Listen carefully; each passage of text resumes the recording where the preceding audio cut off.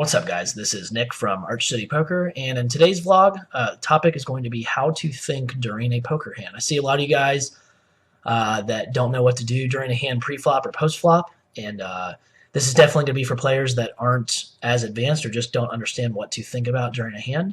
I think this kind of more simplified type of thinking and will definitely help you guys out. So I would say, in theory, real quick, to kind of start this off, just understand what type.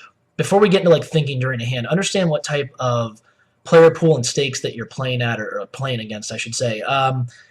Against worse players, like less skilled players, I think a really simple exploitive strategy will work best.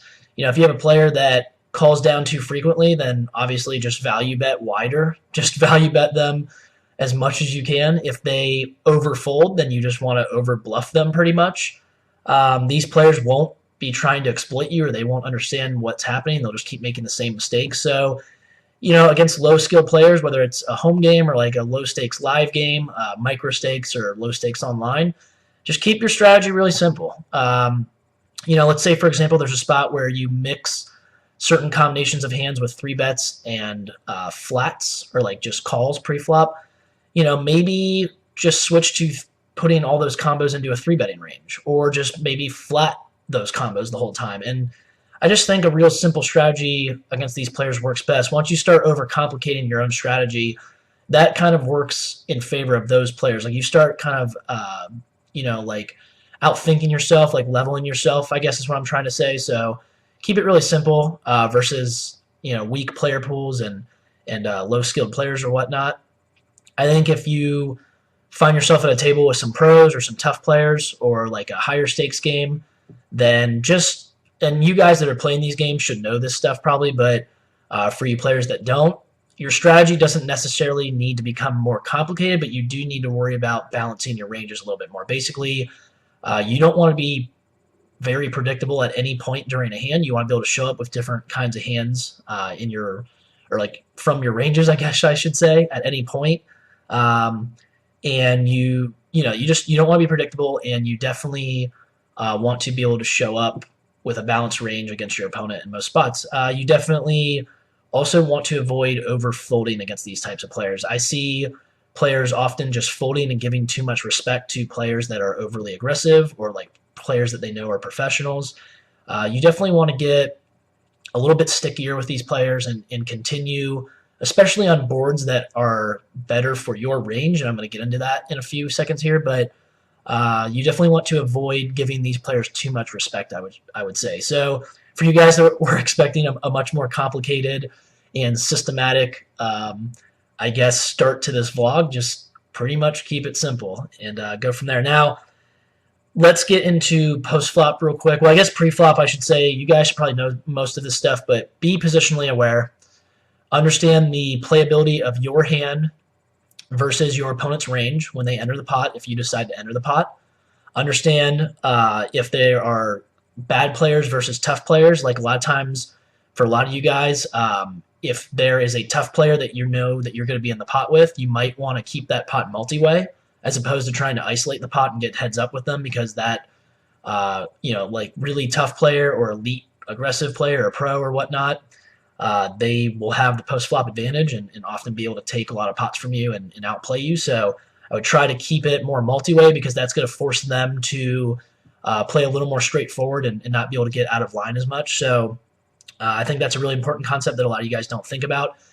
On the flip side, if you have a bad player, you might want to start thinking about like 3-betting them more pre-flop, for example. Like you want to start trying to isolate them and get them heads up in pots more often than not, because it'll be a lot more profitable for you to just constantly outplay them and just make money off of them often and not let the other players at the table share the wealth with you. Or share the wealth with them, I guess I should say. But so that's some simple pre-flop stuff. I would say one more thing that's very important, obviously, for you, a lot of guys that I think a lot of you guys forget about this or just don't think about it for some reason, but stack sizes. Understand stack sizes, understand certain hands play better against deeper stacks. Certain hands play better against shallower stacks. So understand that and just go from there. Post-flop, I'm going to keep this as simple as I can, and I think that's the premise of this video. Basically, I think you guys are thinking I'm about to give you some play-by-play of how to think during a hand post-flop. But basically, I try to keep it as simple as I can. Who has the range advantage? Basically, who hits the flop more frequently with like a stronger type of range, I guess, on certain flop textures or like board textures. Who has the range advantage? You guys should be able to figure that out by constructing pre-flop ranges and understanding how those ranges hit certain board textures post-flop.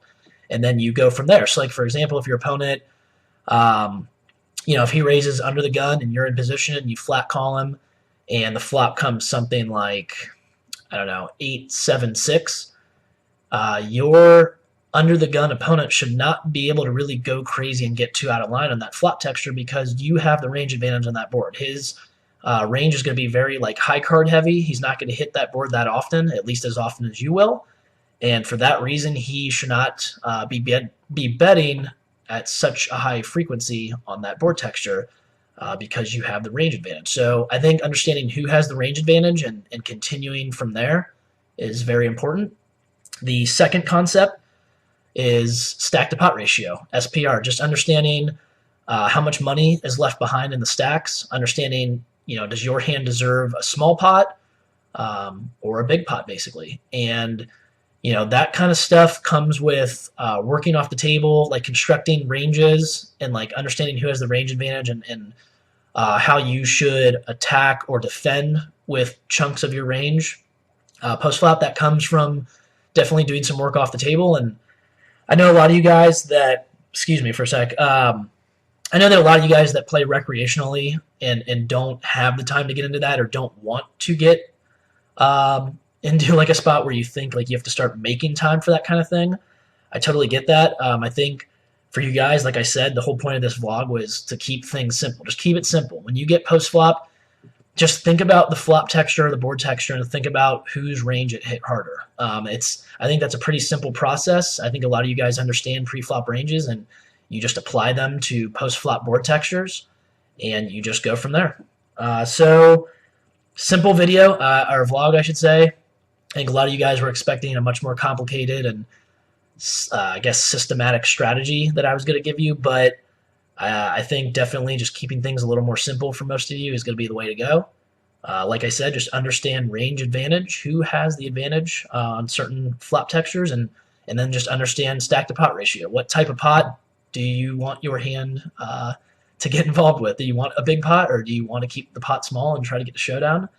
And manipulate the pot from there, and that's about it. So if you guys have any questions or comments, obviously, as always, just let me know. This is Nick from Arch City Poker. Till next time.